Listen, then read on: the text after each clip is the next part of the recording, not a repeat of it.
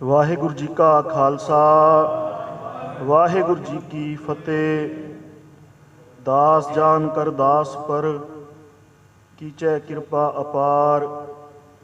ਆਪ ਹਾਥ ਦੇ ਰਾਖ ਮੋਹੇ ਮਨ ਕਰਮ ਬਚਨ ਵਿਚਾਰ। ਹੋਰ ਸ਼ਰੀਕ ਹੋਵੇ ਕੋਈ ਤੇਰਾ ਹੋਵੇ ਸ਼ਰੀਕ ਹੋਵੇ ਕੋਈ ਤੇਰਾ ਤਿਸ ਅੱਗੇ ਤੁਰ ਆਖਾਂ।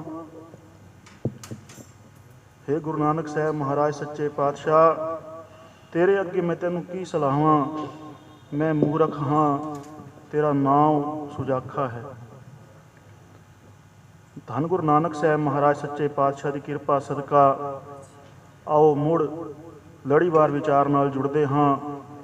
अज का जो पावन सलोक है, बिरद भयो सूझै नहीं, काल पहुँचयो आन। कहो नानक नर बावरे, क्यों ना भजै भगवान।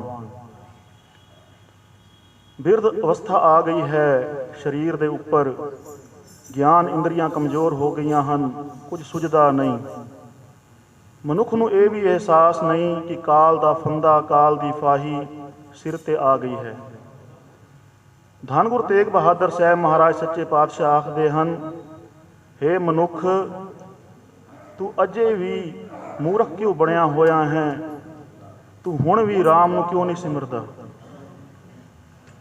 जदों निरंकार ने इस मनुखी देह की सिरजना की है, उस तो पहले सारी सृष्टि साजी है।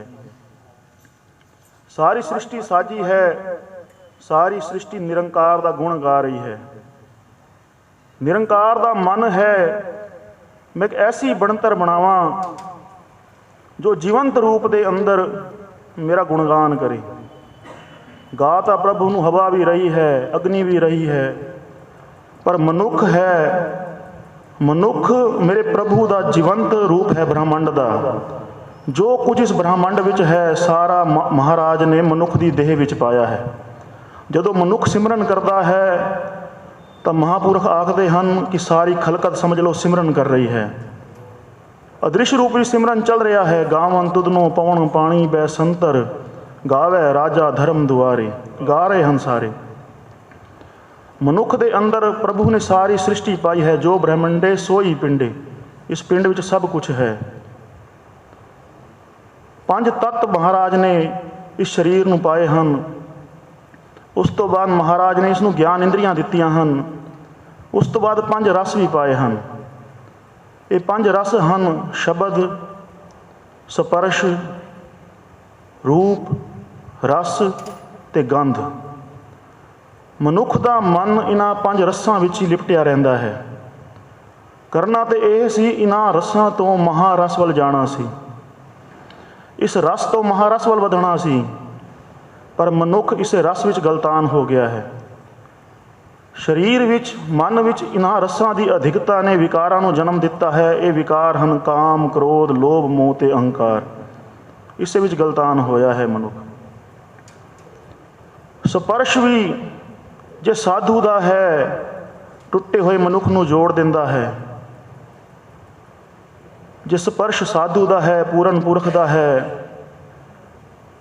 वो डुलदी हुई रूह नूं रब दे मार्ग ते पा दिंदा है। होए बिरक्त बनारसी रहंदा रामानंद गुसाई, अमृत वेले उठ के जांदा गंगा नावण ताई। अगे ही कह जाए के लम्मा पिया कबीर तिथाई, पैरी टुंब उठा लिया बोलो राम सिख समझाई। जो लोहा पारस चूहै चंदन बास निम महकाई। स्पर्श होया है पैरां दे अंगूठे का, पैरां नाल उठाया है कबीर नूं। मुखों वचन किया है, शब्द दिता है बोलो राम सिख समझाई। की होया है जो पहले लोहा सी मन गुरु पारस ने छुया है, सोना कर दिता है, तासीर बदल दी है, तकदीर बदल दी है। दृश्य भी मनुख देखता है अख नाल। साधारण मनुख इसनूं पहुँचता है वाह तक। कोई दृश्य देखता है, कोई रूप देखता है तो आखदा है वाह। मनुख इस प्रति इतना असक्त है, मनुख ने ईजाद कर लए हैं कैमरे कि जो भी दृश्य देखता है उसनूं कैद करके अपनी याद बना लेंदा है, फिर यहाँ यादां विच जिउंदा है। पर साधु जदों भी ਕੋਈ ਦ੍ਰਿਸ਼ ਦੇਖਦੇ ਹਨ, ਸੁੰਦਰ ਦ੍ਰਿਸ਼ ਦੇਖਦੇ ਹਨ, ਉਹ ਵਾਹਿਗੁਰੂ ਵਾਹਿਗੁਰੂ ਜਪਦੇ ਹਨ। ਡਿਊਟੀ ਲਾਈ ਹੈ ਪਿਤਾ ਕਲਿਆਣ ਦਾਸ ਨੇ ਧੰਨ ਗੁਰੂ ਨਾਨਕ ਸਾਹਿਬ ਮਹਾਰਾਜ ਸੱਚੇ ਪਾਤਸ਼ਾਹ ਦੀ ਕਿ ਹੇ ਨਾਨਕ, ਫਸਲ ਪੱਕਣ ਵਾਲੀ ਹੈ, ਤੂੰ ਜਾ ਕੇ ਫਸਲ ਦੀ ਰਾਖੀ ਕਰ। ਚਿੜੀਆਂ ਹੋਰ ਆਦਿ ਪੰਛੀ ਆ ਕੇ ਫਸਲ ਦਾ ਨੁਕਸਾਨ ਕਰਦੇ ਹਨ, ਤੂੰ ਜਾ ਫਸਲ ਦੀ ਰਾਖੀ ਕਰ। ਆਏ ਹਨ ਧੰਨ ਗੁਰੂ ਨਾਨਕ ਸਾਹਿਬ ਮਹਾਰਾਜ, ਠੰਡੀ ਠੰਡੀ ਹਵਾ ਵਗ ਰਹੀ ਹੈ, ਅੰਮ੍ਰਿਤ ਵੇਲੇ ਦਾ ਬੜਾ ਸੁੰਦਰ ਦ੍ਰਿਸ਼ ਹੈ। ਮੇਰੇ ਪਾਤਸ਼ਾਹ ਦਾ ਮਨ ਨਿਰੰਕਾਰ ਦੀ ਬੰਦਗੀ ਵਿੱਚ ਜੁੜ ਗਿਆ ਹੈ। ਲੋਕ ਚਿੜੀਆਂ ਉਡਾ ਰਹੇ ਹਨ, ਜਿਸ ਖੇਤ ਵਿੱਚ ਮਾਲਕ ਹਨ ਚਿੜੀਆਂ ਉਸ ਪਾਸੋਂ ਗੁਰੇਜ਼ ਕਰ ਰਹੀਆਂ ਹਨ। ਇਸ ਖੇਤ ਦਾ ਮਾਲਕ ਨਿਰੰਕਾਰ ਦੀ ਬੰਦਗੀ ਵਿੱਚ ਜੁੜਾ ਬੈਠਾ ਹੈ। ਸਾਰੀ ਚਿੜੀਆਂ ਧੰਨ ਗੁਰੂ ਨਾਨਕ ਸਾਹਿਬ ਮਹਾਰਾਜ ਦੇ ਖੇਤਾਂ ਵਿੱਚੋਂ ਅੰਨ ਖਾ ਰਹੀਆਂ ਹਨ, ਸਾਰੀ ਚਿੜੀਆਂ ਖਾ ਰਹੀਆਂ ਹਨ। ਲੋਕੀ ਜਾ ਕੇ ਪਿਤਾ ਕਲਿਆਣ ਦਾਸ ਨੂੰ ਆਖਦੇ ਹਨ, ਹੇ ਮਹਿਤਾ ਜੀ, ਗੁਰੂ ਨਾਨਕ ਸਾਧੂ ਨੇ ਤੇਰਾ ਖੇਤ ਵੀ ਲੁਟਾ ਦੇਣਾ ਹੈ। ਸਾਰੀ ਚਿੜੀਆਂ ਤੁਹਾਡੇ ਖੇਤ ਵਿੱਚੋਂ ਅੰਨ ਖਾ ਰਹੀਆਂ ਹਨ, ਜਾ ਕੇ ਉਸ ਨੂੰ ਸਮਝਾਓ। ਪਿਤਾ ਕਲਿਆਣ ਦਾਸ ਆਖਦੇ ਹਨ, ਮੈਂ ਗੁਰੂ ਨਾਨਕ ਨੂੰ ਕੀ ਆਖਾਂ। ਰਾਏ ਬੁਲਾਰ ਗੁਰੂ ਨਾਨਕ ਨਾਲ ਇਤਨਾ ਪਿਆਰ ਕਰਦਾ ਹੈ, ਉਸਨੇ ਨਗਰ ਦੇ ਅੰਦਰ ਢਿਡੋਰਾ ਪਿੱਟ ਰੱਖਿਆ ਹੈ। ਜੇ ਕਿਸੇ ਕਰਕੇ ਗੁਰੂ ਨਾਨਕ ਕਰਕੇ ਕਿਸੇ ਦਾ ਵੀ ਨੁਕਸਾਨ ਹੋਵੇ ਆ ਕੇ ਮੈਥੋਂ ਲੈ ਸਕਦਾ ਹੈ। ਗੁਰੂ ਨਾਨਕ ਨੂੰ ਕਹਿਣ ਦੀ ਕੋਈ ਲੋੜ ਨਹੀਂ, ਉਸਨੇ ਕਹਿ ਰੱਖਿਆ ਹੈ, ਪਿਆਰ ਇਤਨਾ ਕਰਦਾ ਹੈ। ਆਏ ਹਨ ਸਾਰੇ, ਦੇਖਦੇ ਹਨ, ਸੱਚ ਹੈ ਚਿੜੀਆਂ ਖੇਤ ਨੂੰ ਲੱਗੀਆਂ ਪਈਆਂ ਹਨ। ਚਿੜੀਆਂ ਦੀ ਆਵਾਜ਼ ਨਾਲ ਧੰਨ ਗੁਰੂ ਨਾਨਕ ਸਾਹਿਬ ਮਹਾਰਾਜ ਸੱਚੇ ਪਾਤਸ਼ਾਹ ਦਾ ਧਿਆਨ ਖੁੱਲਿਆ ਹੈ ਤੇ ਕੀ ਪੁਕਾਰਦੇ ਹਨ, ਹਰੀ ਕੀ ਚਿੜੀਆਂ ਹਰੀ ਕਾ ਖੇਤ, ਖਾਓ ਚਿੜੀਓ ਭਰ ਭਰ ਪੇਟ। ਆਓ, ਹੋਰ ਕੋਈ ਰਹਿ ਗਿਆ ਤਾਂ ਤੁਸੀਂ ਵੀ ਛਕੋ। ਮਹਿਤਾ ਕਲਿਆਣ ਦਾਸ ਜੀ ਸੁਣਦੇ ਹਨ, ਆਖਦੇ ਹਨ, ਇਹ ਨਿਰਾਲਾ ਹੀ ਹੈ, ਇਸ ਨੂੰ ਮੈਂ ਕੀ ਆਖਾਂ। ਰਾਏ ਬੁਲਾਰ ਜੀ ਆਖਦੇ ਹਨ, ਕੁਝ ਦਿਨਾਂ ਬਾਅਦ ਮਿਹਨਤੀ ਹੋਏਗੀ ਤਾਂ ਪਤਾ ਚੱਲ ਜਾਏਗਾ ਕਿਤਨਾ ਨੁਕਸਾਨ ਹੈ, ਸਾਥੋਂ ਲੈ ਲਵੀਂ। ਫਸਲ ਦੀ ਮਿਹਨਤੀ ਹੋਈ ਹੈ। ਧੰਨ ਗੁਰੂ ਨਾਨਕ ਸਾਹਿਬ ਮਹਾਰਾਜ ਸੱਚੇ ਪਾਤਸ਼ਾਹ ਦੀ ਖੇਤ ਦੀ ਫਸਲ ਪੂਰੀ ਤਲਵੰਡੀ ਵਿੱਚ ਸਭ ਤੋਂ ਵੱਧ ਹੈ, ਸਭ ਤੋਂ ਵੱਧ ਹੈ। ਜਿਸ ਦੇ ਖੇਤ ਵਿੱਚ ਚਿੜੀਆਂ ਲੱਗੀਆਂ ਸਨ ਉਸ ਦੀ ਫਸਲ ਸਭ ਤੋਂ ਵੱਧ ਹੈ। ਦੇਖੋ ਰਾਏ ਬੁਲਾਰ ਜੀ ਆਖਦੇ ਹਨ, ਜਿਹੜਾ ਦ੍ਰੋਪਦੀ ਦੇ ਇੱਕ ਦਾਣੇ ਨਾਲ ਸਾਰੀ ਸ੍ਰਿਸ਼ਟੀ ਦਾ ਪੇਟ ਭਰ ਸਕਦਾ ਹੈ, ਉਹ ਚਿੜੀਆਂ ਉਸ ਦੇ ਖੇਤ ਵਿੱਚ ਕਿਤਨਾ ਕੁ ਤੋਟਾ ਕਰ ਦਿੰਦੀਆਂ। ਹੇ ਕਲਿਆਣ ਦਾਸ, ਗੁਰੂ ਨਾਨਕ ਦੇ ਭੰਡਾਰ 'ਚ ਕਦੀ ਤੋਟਾ ਨਹੀਂ ਹੋ ਸਕਦਾ। ਦ੍ਰਿਸ਼ ਨਾਲ ਜੁੜ ਗਿਆ ਹੈ। ਰਸ ਵੀ ਮਹਾਰਸ ਵੱਲ ਲੈ ਜਾਂਦਾ ਹੈ। ਸੰਤ ਬਾਬਾ ਅਤਰ ਸਿੰਘ ਜੀ ਮਸਤੂਆਣੇ ਵਾਲੇ ਮਹਾਂਪੁਰਖ, ਇਨ੍ਹਾਂ ਸਾਹਮਣੇ ਲਾਂਗਰੀ ਨੇ ਲਿਆ ਕੇ ਲੰਗਰ ਰੱਖਿਆ ਹੈ। ਪ੍ਰਭੂ ਨੂੰ ਯਾਦ ਕਰਕੇ ਲੰਗਰ ਦੀ ਪਹਿਲੀ ਬੁਰਕੀ ਇਹਨਾਂ ਨੇ ਮੁੱਖ ਵਿੱਚ ਪਾਈ ਹੈ, ਮੁੱਖੋਂ ਨਿਕਲਿਆ ਹੈ ਵਾਹਿਗੁਰੂ ਵਾਹਿਗੁਰੂ। ਇਤਨਾ ਜੁੜ ਗਿਆ ਹੈ ਮਨ ਵਾਹਿਗੁਰੂ ਦੇ ਅੰਦਰ। ਜਦੋਂ ਧਿਆਨ ਖੁੱਲਿਆ ਹੈ, ਲਾਂਗਰੀ ਨੂੰ ਆਖਦੇ ਹਨ, ਓਏ ਪਿਆਰਿਆ, ਲੰਗਰ ਤਾਂ ਛਕਣ ਦੇ, ਲੰਗਰ ਤਾਂ ਛਕਣ ਦੇ, ਲੰਗਰ ਚੁੱਕ ਲਿਆ ਹੈ। ਲਾਂਗਰੀ ਅੱਗੋਂ ਆਖਦਾ ਹੈ, ਮਹਾਂਪੁਰਖੋ 4 ਦਿਨ ਹੋ ਗਏ ਹਨ, ਬਾਸੀ ਲੰਗਰ ਛਕੋਗੇ। ਇਸ ਕਰਕੇ ਮੇਰਾ ਮਨ ਕਰਦਾ ਹੈ ਕਿ ਆਪ ਜੀ ਨੂੰ ਬੇਸਵਾਦਾ ਭੋਜਨ ਦੇਵਾਂ। ਜਦੋਂ ਸਵਾਦ ਆ ਜਾਂਦਾ ਹੈ ਭੋਜਨ ਵਿੱਚ, ਆਪ ਜੀ ਰਸ ਮਹਾਰਸ ਨਾਲ ਜੁੜ ਜਾਂਦੇ ਹੋ। ਸੰਗਤਾਂ ਆਪ ਜੀ ਦੇ ਮਹਾਨ ਬਚਨਾਂ ਤੋਂ, ਆਪ ਜੀ ਦੀ ਮਹਾਨ ਕਰਨੀ ਤੋਂ ਵਾਂਝੀਆਂ ਰਹਿ ਜਾਂਦੀਆਂ ਹਨ। ਹੇ ਮਹਾਰਾਜ, ਰਸ ਨੇ ਵੀ ਮਹਾਰਸ ਨਾਲ ਜੋੜ ਦਿੱਤਾ ਹੈ। ਗੰਧ ਵੀ ਮਹਾਰਸ ਨਾਲ ਜੋੜ ਦਿੰਦੀ ਹੈ, ਸੁਗੰਧ ਵੀ ਜੋੜ ਦਿੰਦੀ ਹੈ।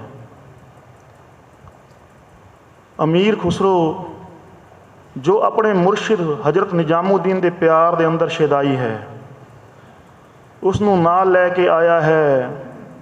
ਇੱਕ ਮੌਲਵੀ ਆਖਦਾ ਹੈ, ਖੁਸਰੋ ਚੱਲ ਅੱਜ ਮੇਰੇ ਨਾਲ ਨਮਾਜ਼ ਪੜ੍ਹ। ਨਾਲ ਚਲਿਆ ਹੈ ਖੁਸਰੋ।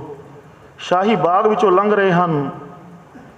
ਸ਼ਾਹੀ ਬਾਗ ਵਿੱਚੋਂ ਲੰਘਦੇ ਹਨ, ਫੁੱਲਾਂ ਦੀ ਬੜੀ ਸੁੰਦਰ ਮਹਿਕ ਆ ਰਹੀ ਹੈ, ਬੜੀ ਮਹਿਕ ਆ ਰਹੀ ਹੈ ਸੁੰਦਰ। ਮੌਲਵੀ ਆਖਦਾ ਹੈ, ਦੇਖ ਖੁਸਰੋ, ਮੇਰੇ ਅੱਲਾਹ ਦੀ ਕੁਦਰਤ, ਇਹ ਸੁਗੰਧ ਇਤਨੀ ਅੱਛੀ ਹੈ, ਇਹ ਸੁਗੰਧ ਇਤਨੀ ਅੱਛੀ ਹੈ, ਜੇ ਇੱਕ ਪਲ ਅੱਖਾਂ ਬੰਦ ਕਰਕੇ ਇਸ ਸੁਗੰਧ ਨੂੰ ਲਿਆ ਜਾਵੇ ਤਾਂ ਬੰਦਾ ਮਾਲਕ ਨੂੰ ਹੀ ਭੁੱਲ ਜਾਵੇ। ਇਹ ਸੁਗੰਧ ਇਤਨੀ ਅੱਛੀ ਹੈ। ਹਵਾ ਦੇ ਝੋਂਕੇ ਨਾਲ ਫੁੱਲ ਹਿਲਿਆ ਹੈ। ਮੌਲਵੀ ਆਖਦਾ ਹੈ, ਦੇਖ, ਫੁੱਲ ਵੀ ਮੇਰੀ ਗੱਲ ਦੀ ਗਵਾਹੀ ਭਰ ਰਹੇ ਹਨ, ਫੁੱਲ ਵੀ ਮੇਰੀ ਗੱਲ ਦੀ ਗਵਾਹੀ ਭਰ ਰਹੇ ਹਨ। ਖੁਸਰੋ ਦੇ ਦਿਲ ਤੋਂ ਕਲਾਮ ਨਿਕਲਦਾ ਹੈ, गुस्ताख ना हो गुल रह अपनी औकात में कि जहाँ को बू नित बांटते हैं मेरे मुर्शिद खैरात में। जितनी बंदगी दी खुशबू है ਉਸ ਸਾਹਮਣੇ ਤੇਰੀ ਖੁਸ਼ਬੂ ਕੁਛ ਵੀ ਨਹੀਂ।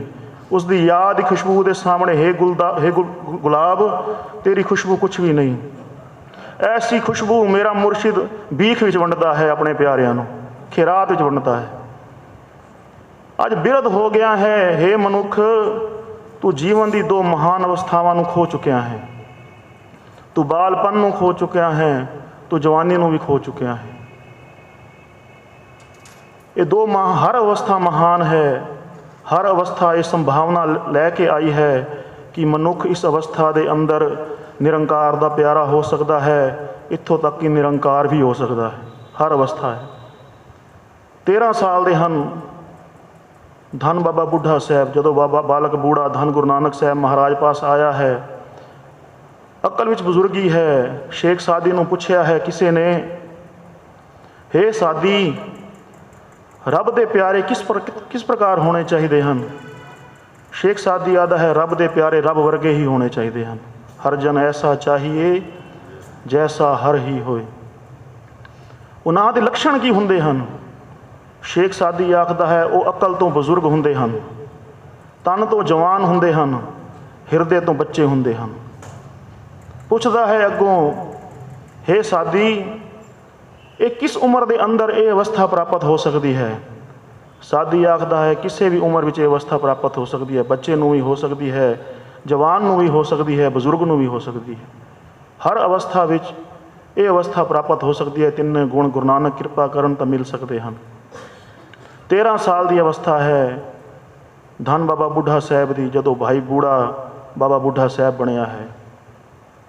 10 ਸਾਲ ਦੇ ਹਨ ਭਾਈ ਤਾਰੂ ਪੋਪਟ ਜੀ, ਜਦੋਂ ਗੁਰੂ ਨਾਨਕ ਸਾਹਿਬ ਮਹਾਰਾਜ ਸੱਚੇ ਪਾਤਸ਼ਾਹ ਪਾਸ ਬ੍ਰਹਮ ਗਿਆਨ ਪਾਇਆ ਹੈ। ਸਿੱਖ ਪੰਥ ਦੇ ਪਹਿਲੇ ਸ਼ਹੀਦ ਬਣੇ ਹਨ। ਧੰਨ ਗੁਰੂ ਹਰਕ੍ਰਿਸ਼ਨ ਸਾਹਿਬ ਮਹਾਰਾਜ ਸੱਚੇ ਪਾਤਸ਼ਾਹ 5 ਸਾਲ ਦੇ ਹਨ। ਰੂਹ ਨੂੰ ਗੁਰੂ ਨਾਨਕ ਸਾਹਿਬ ਮਹਾਰਾਜ ਦੀ ਗੱਦੀ 'ਤੇ ਬੈਠੇ ਹਨ। ਇਹ ਪਾਤਸ਼ਾਹ 5 ਸਾਲ ਦੇ ਹਨ। ਇਹ ਵੀ ਬਾਲਪਨ ਦੀ ਅਵਸਥਾ ਹੈ।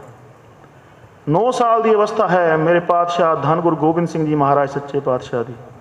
11 ਸਾਲ ਦੇ ਹਨ ਮੇਰੇ ਪਾਤਸ਼ਾਹ ਧੰਨ ਸ਼੍ਰੀ ਗੁਰੂ ਹਰਗੋਬਿੰਦ ਸਾਹਿਬ ਮਹਾਰਾਜ ਸੱਚੇ ਪਾਤਸ਼ਾਹ।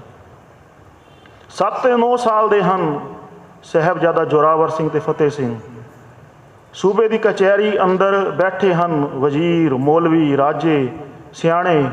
ਕਿਸੇ ਦਾ ਦਾ ਨਹੀਂ ਚੱਲਦਾ। ਕੈਸੀ ਬਜ਼ੁਰਗੀ ਹੈ, ਕੈਸੀ ਮਹਾਰਾਜ ਦੀ ਬਖਸ਼ਿਸ਼ ਹੈ। ਸਾਰਿਆਂ ਨੂੰ ਨਰਿੱਤਰ ਕਰਦੇ ਹਨ, ਸ਼ਹੀਦੀ ਦਾ ਜਾਮ ਪੀਂਦੇ ਹਨ।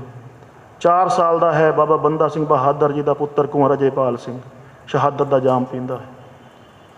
ਬਚਪਨ ਵੀ ਨਿਰੰਕਾਰ ਨੂੰ ਮਿਲਣ ਦੀ ਕੁਵਤ ਰੱਖਦਾ ਹੈ, ਨਿਰੰਕਾਰ ਨੂੰ ਮਿਲਣ ਦੀ ਸਮਰੱਥਾ ਰੱਖਦਾ ਹੈ।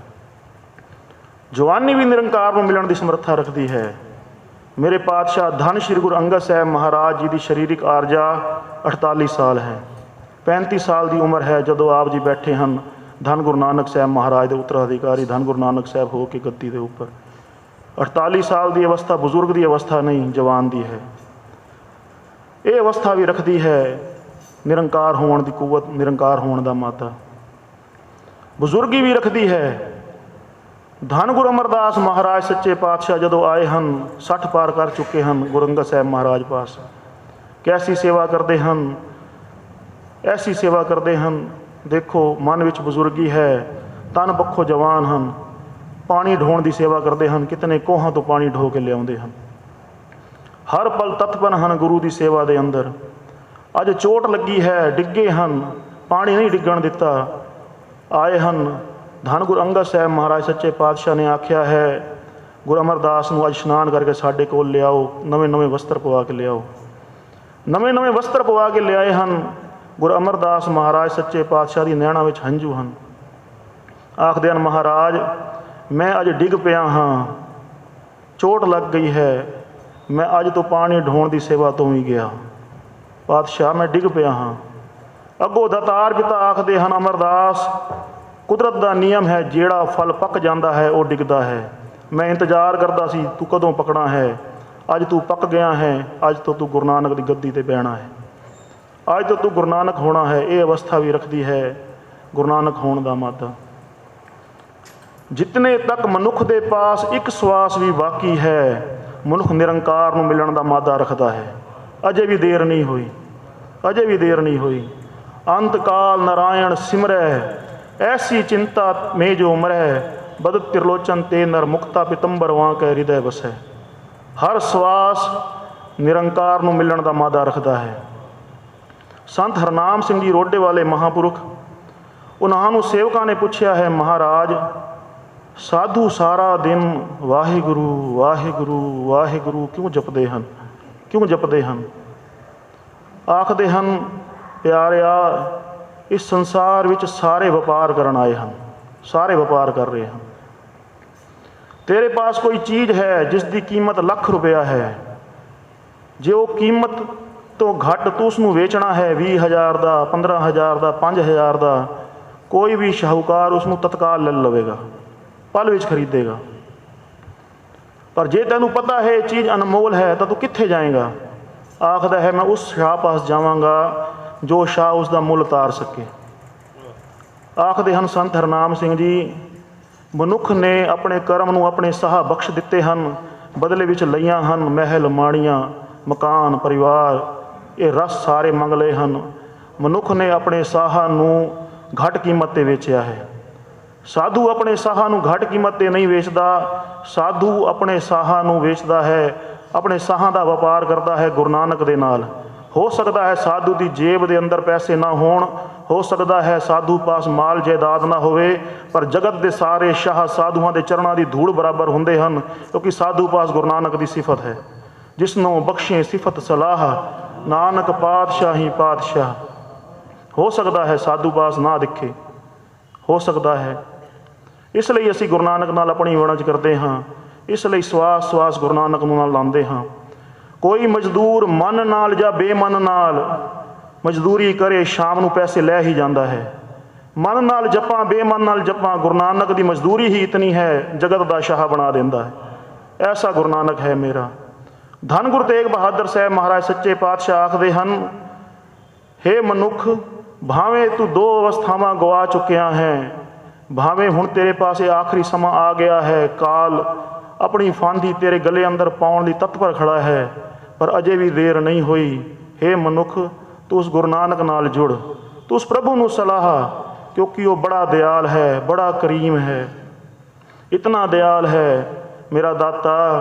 ऐसा सतगुर है मेरा पातशाह, जिसने भाई कटारू दे वट्टियां दा वजन बराबर कर दिता है, जिसने भाई संगत दे घिओ दे, भाई संगत दे ऊणे हिरदे नूं सिੱਖੀ नाल भर दिता है, जिसने सानू रुलदियां नूं अमृत की दात दे के जिथे अपना सिंह सजाया है, उत्थे सानू अपना साहिब भी बनाया है। उस तो बाद अपनी इच्छावां छड़ के साडे हुक्म नूं मन लिया है।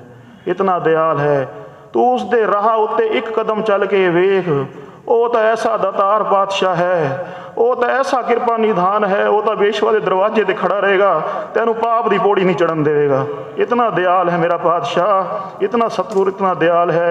भावें बिरध हो गया है कोई गल नहीं, अपने सवास नूं मेरे गुरु दे लेखे ला, अपने इस गुरु दे राह ते चल। तू इस गुरु दे मार्ग उत्ते सिर्फ एक पैर रखना है, ये कर्म तेरे हथ है।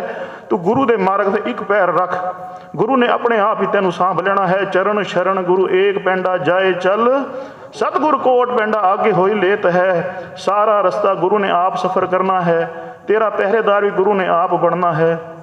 जो एक पग चले वो मंजिल को पा गए, राहें बदलने वालों की राहों में कट गई। इतनी सेवा परवान धन गुरु नानक साहब महाराज सच्चे पातशाह कृपा करन।